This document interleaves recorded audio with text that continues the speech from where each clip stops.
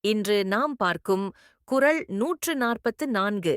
எனைத்துணையர் ராயினும் என்னான் தினைத்துணையும் தேரான் பிறனில் புகல். சாலமன் பாப்பையா உரை.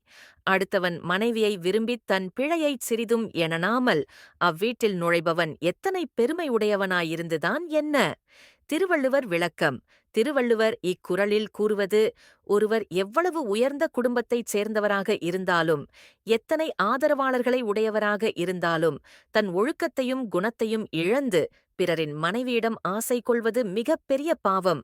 தன் தாழ்வை உணராது அத்தகைய செயலில் ஈடுபடுவது வாழ்க்கையின் பெருமையை அழிக்கும். சாலமன் பாப்பையா இந்த விளக்கத்தில் சாலமன் பாப்பையா கூறுவது, மனிதனின் பெருமை அவனுடைய செல்வத்திலும் நண்பர்களின் எண்ணிக்கையிலும் அல்ல, அவனுடைய ஒழுக்கத்தில்தான் இருக்கிறது. பிறரின் மனைவியிடம் தவறான எண்ணம் கொள்ளும் ஒருவன் சமூகத்தில் எவ்வளவு உயர்ந்த நிலையிலும் இருந்தாலும் அவன் பெயர் களங்கமடையும். உண்மையான பெருமை ஒழுக்கத்தில் உறுதியாக நிற்பதில்தான் உள்ளது.